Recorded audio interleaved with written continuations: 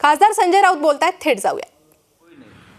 एक एक चुनाव में जाएंगे। नया मुझे लगता है कोई गड़बड़ दिखती है आज का, धीरे धीरे उसका ऊपर का पर्दा उठ जाएगा। सर, सुप्रिया सुले का बयान आया कि उन्हें इलेक्शन कमीशन पे भरोसा है, लेकिन जिस तरह से प्रफुल्ल पटेल डेट्स डिक्लेयर कर रहे हैं तो उनको थोड़ी प्रफुल्ल पटेल को शायद भारतीय जनता पार्टी ने इलेक्शन कमीशन का प्रमुख या मुखिया बनाया होगा। जैसे जब हमारी सुनवाई वहाँ चल रही थी तो शिंदे गुट के कुछ लोग ऐसी डेट देते थे, तो उस जमाने में उस कार्यकाल में शिंदेगढ़ के 2-4 लोगों को भी इलेक्शन कमीशन में बिठाया था एज ए मेंबर, और वो डेट देते थे। आज प्रफुल्ल पटेल जी वो काम कर रहे हैं। देखिए, ये इलेक्शन कमीशन आप इंडिपेंडेंट इलेक्शन कमीशन नहीं रहा, ये किसी के हाथ में से जो एक बोलता है ना कठपुतली बन गई है। जो ऊपर से आदेश आएगा कोई निर्णय मिलेगा। संविधान या नियम कानून बहुमत उसके आधार पर अब इलेक्शन कमीशन निर्णय नहीं देता। ये हमने भी उसका अनुभव लिया है।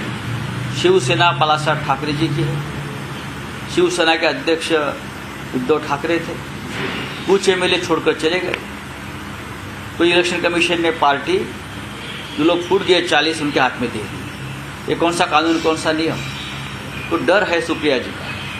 ये डर सही मायने में सच है, क्योंकि यहाँ कुछ भी हो सकता है। लेकिन फिर भी मैं ये कहूँगा, संविधान अभी जिंदा है और सर्वोच्च न्यायालय भी जिंदा है। सर, मराठीत हाच प्रश्न की सुप्रिया सुळे म्हणतात की इलेक्शन कमिशनवरती भरोसा, परंतु प्रफुल्ल पटेल जे आहेत ते इलेक्शन कमिशनचे अनेक डेट्स देतात। 6 ऑक्टोबरला निर्णय येईल म्हणतात प्रफुल्ल पटेल। याकडे तुम्ही कसं पाहता? कारण की याच्याकडे आम्ही असं पाहतो की या अनुभवातून शिवसेना गेली आणि जाते। या देशामध्ये इलेक्शन कमिशनच्या माध्यमातून भारतीय जनता पक्ष आणि त्यांचे दिल्लीतले राज्यकर्ते एक खेळ करतात।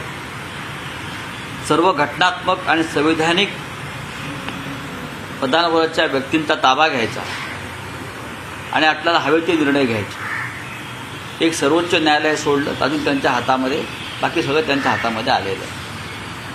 शिवसेना जेव्हा फुटली तेव्हा 40 आमदार सोडून गेले या एका भूमिकेवर निवडणूक आयोगानं शिवसेना शिंदे गटाच्या ताब्यात दिली। हा सरळ अन्याय आहे। बाळासाहेब ठाकरेंनी शिवसेना स्थापन केली। 55 वर्षानंतर त्या शिवसेनेची सूत्र अधिकृतपणे उद्धव ठाकरे यांच्या हातात आहे। उद्धव ठाकरे यांच्या हातात शिवसेना आली तेव्हा आजचे एकनाथ शिंदे हे शिवसेनेच्या कार्यकारिणीत सुद्धा नव्हते। लक्षात घ्या, शिवसेना पक्षप्रमुख उद्धव ठाकरे कार्याध्यक्ष झाले पक्षाचे तेव्हा एकनाथ शिंदे ठाण्यातले नगरसेवक होते। शिवसेना त्यांची कशी हो झाली? बाळासाहेब ठाकरेंच्या निर्णयाच्या वेळेला फार तर एकनाथ शिंदे आमदार असते, शिवसेनेचे नेते नव्हते। आणि आज तुम्ही अचानक ही शिवसेना एकनाथ शिंदेची सांगता? हे निवडणूक आयोग ये कौन सा दुकान है? ये दुकान है किसी का? अगर शिवसेना ये किसी एक गुट को दे सकते हैं तो सुप्रिया सुळे जी का डर, तिची भीती जी आहे सुप्रियाजींची ती रास्त आहे।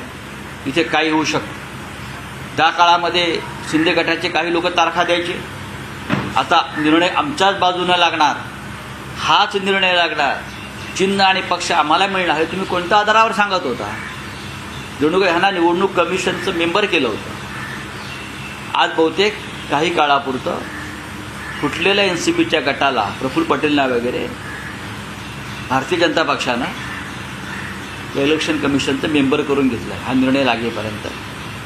पण एक लक्षात घ्या, संविधान अजून जिवंत आहे, सर्वोच्च न्यायालय अजून जिवंत आहे। न्याय मिळालेला नाही ते भविष्यात कळेल। सर, आशिष शेलार तुम्ही काल म्हटलात की शिवसेना ही वागणं काय आहे? सरकार में ऑल इज नॉट वेल का अलार्म बज रहा है। अजित पवार की इंटरफेरेंस से भाजपा और शिंदे सेना दोनों को ही तकलीफ है। सर, जनरल वीके सिंह का बयान आया है, आने वाले दिन में जो डीओके है वो भारत में मर्ज हो जाएगा, ऐसा बोल रहे हैं।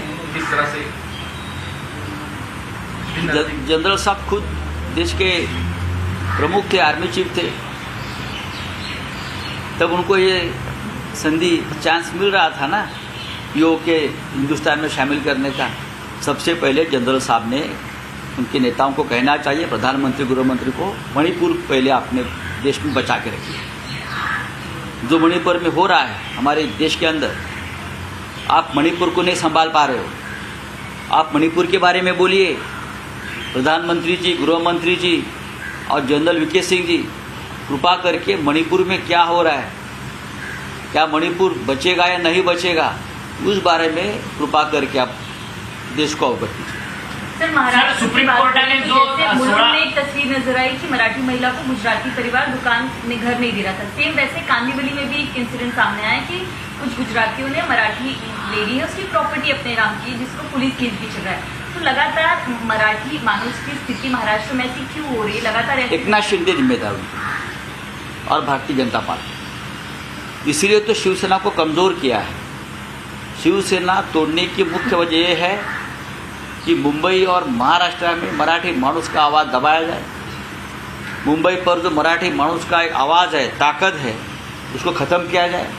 इसीलिए शिवसेना को भारतीय जनता पक्ष ने तोड़ा है और एकनाथ शिंदे और उनके लोग जो बेईमान है महाराष्ट्र के, वो उसके लिए जिम्मेदार है। लेकिन ये सभी का संज्ञान हमने लिया है और आप देखिए आने वाले दिनों में क्या होगा।